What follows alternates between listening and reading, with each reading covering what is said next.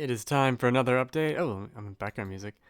This time with less complaining. Wait, no. Not less complaining. Fewer excuses is the thing. I'm still working on my side quest project is what we're going to call it. And I have finished it to kind of back things up a little bit there. The whole game takes place through 10 days.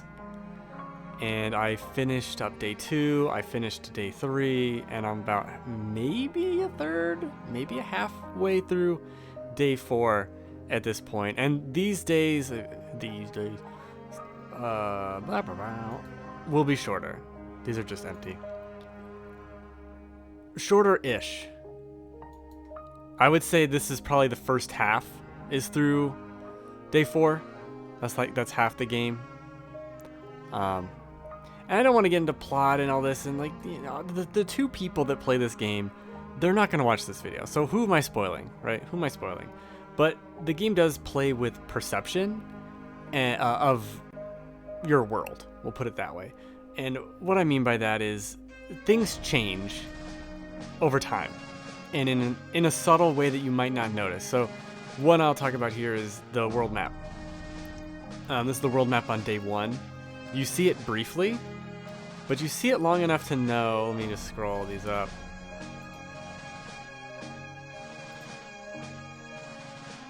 There we go. You see enough to know, and even just there, things change a little bit. And these squares are events in rpgmaker, so that's what that is.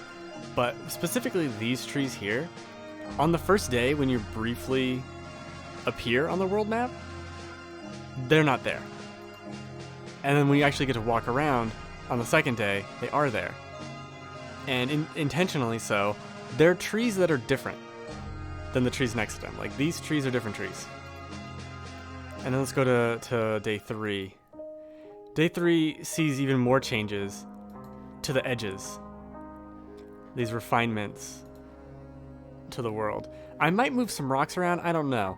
I'm trying to make it subtle enough where you wouldn't necessarily know. And the idea is for you to second guess it as the player. For you to be like, was that there? Was that always like that?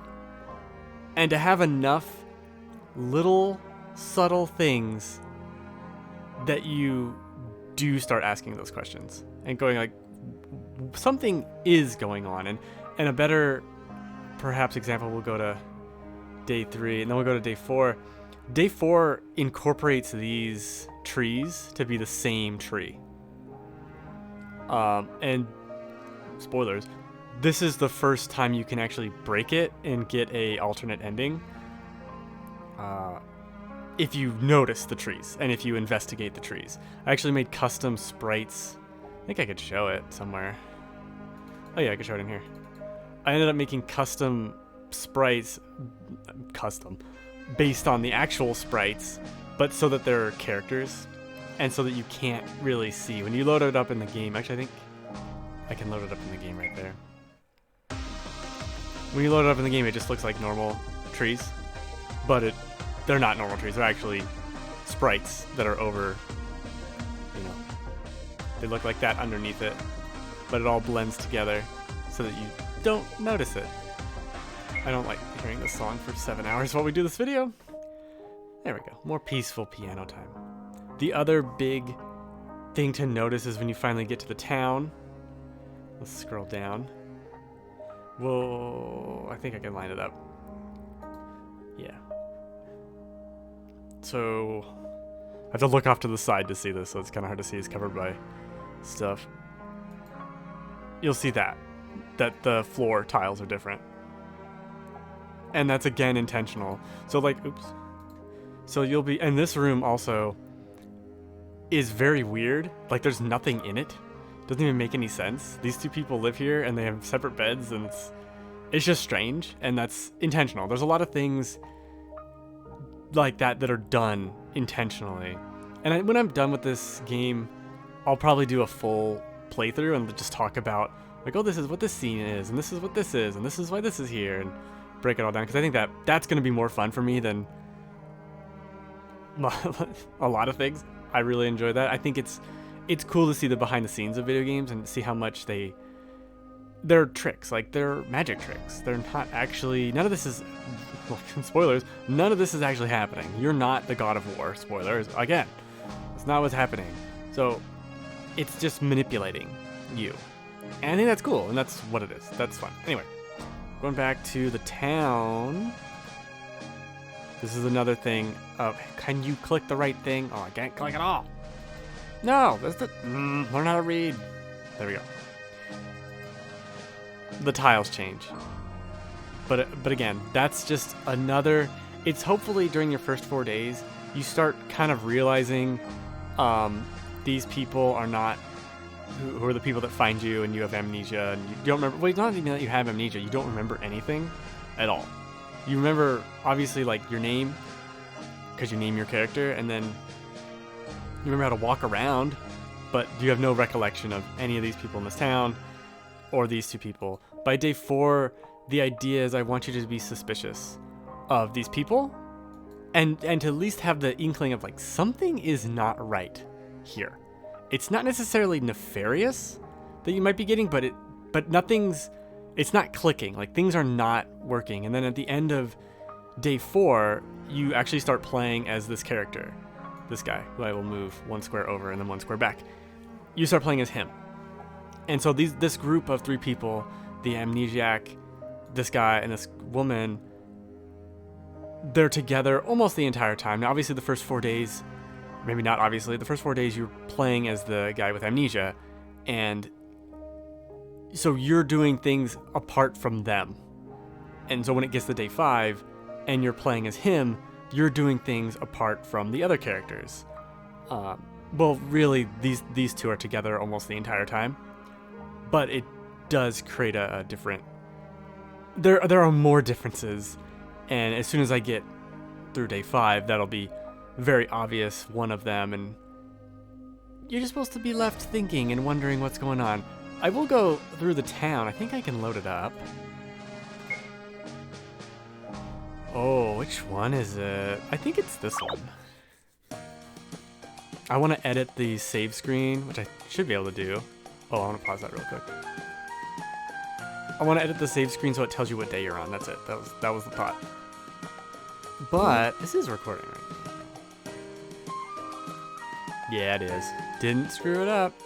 So you're in the town and you have to talk to, there's 14 people, I think, maybe 13, that you can talk to. After you've talked to 11, the screen, or the sky dims, right, to indicate it's getting later, and that means you can move on with the story. But it also makes this guy go and light the torches, and I'm just really happy with him. He just does his job, man. He just gets up out of his way. You can go talk to him. Oops. Stop it. No.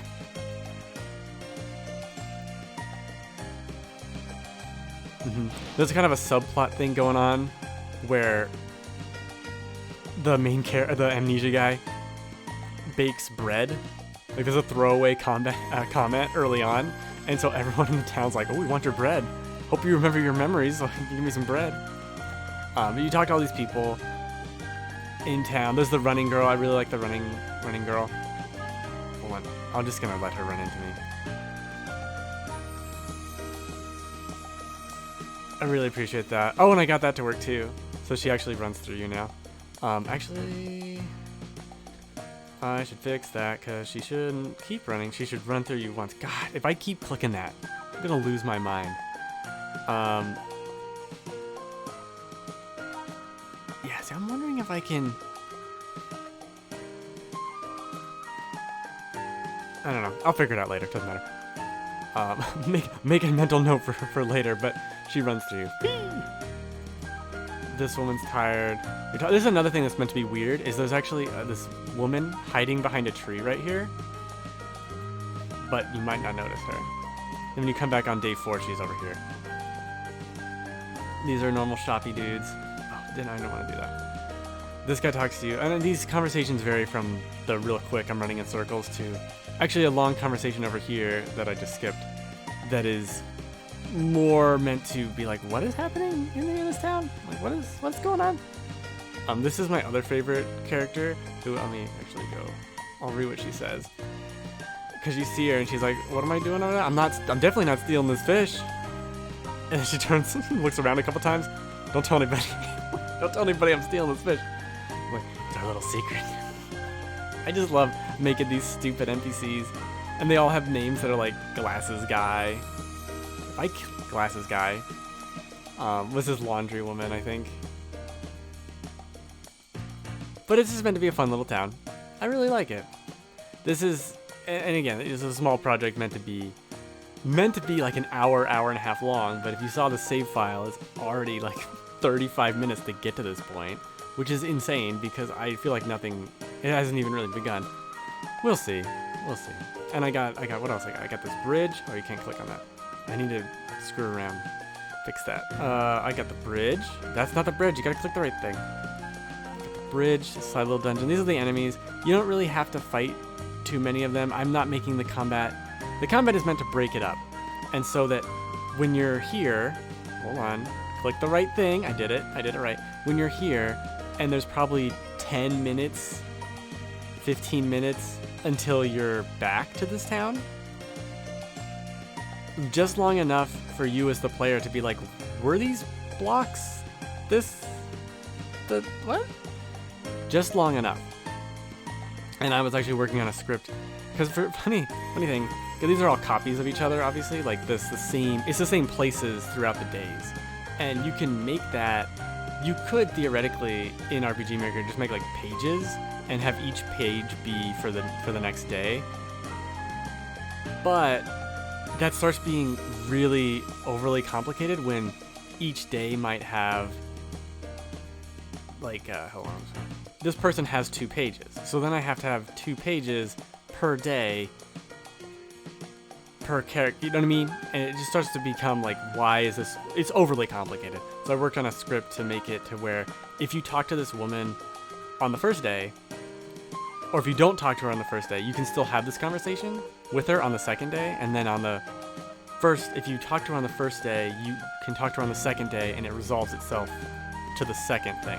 If that makes any sense. It makes sense. It makes sense in so much that, yeah, of course that's how it would work.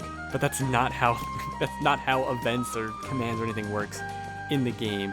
And I could just make switches for everything, but there's a way to do it in simple code.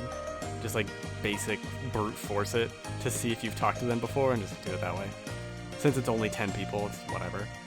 And then after day 4 into day 5, I don't think I'll have that issue, and they might be bespoke per day anyway.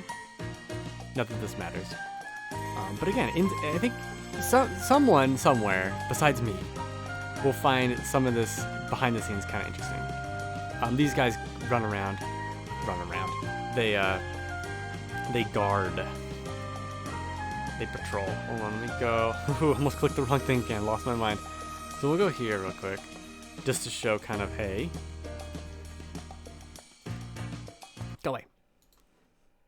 I need to remember to fix that.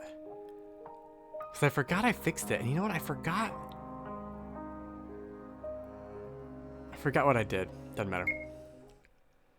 Oh, I keep forgetting I can make this bigger. Then it gives you a little tour of the town. Here's the inn. Brief conversation. Everyone's running around. She's fish girl suspicious. She's looking at the fish. Oh, anyone watching me? Back to the fish. The guards, the little place in the middle. There's also the amnesia guy is getting more and more verbose as the days progress. They leave. For some reason, I'm just a real big fan of when games do this and let the characters go. I might add the animation for the door because it's really easy to do. I could just time it out and then they'd have the animation.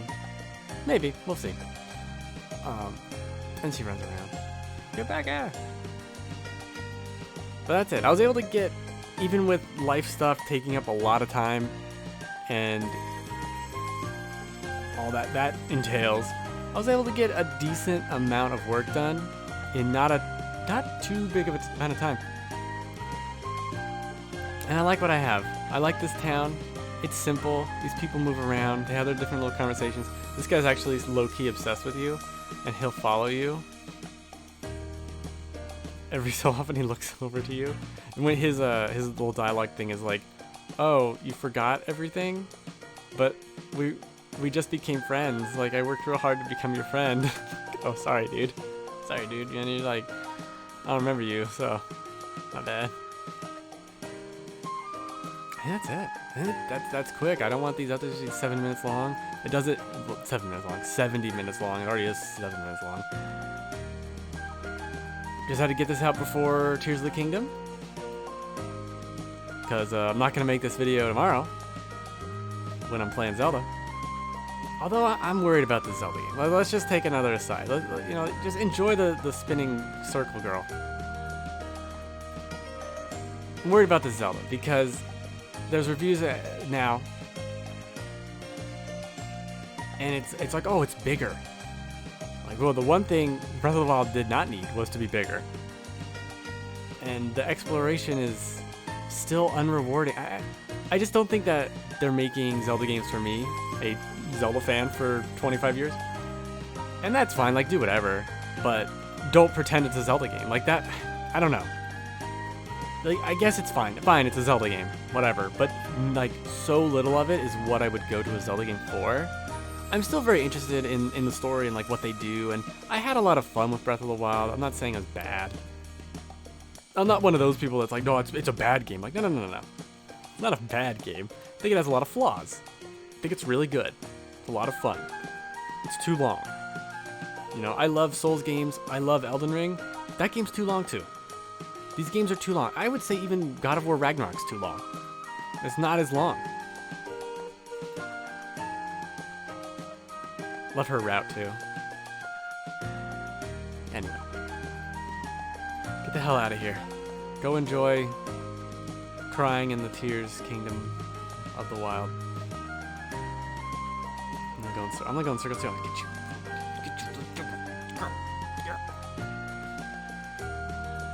Song's kind of catchy. This is all stock tile sets and stock music. That's also intentional for something that happens later when it's not. And that's all I'll say.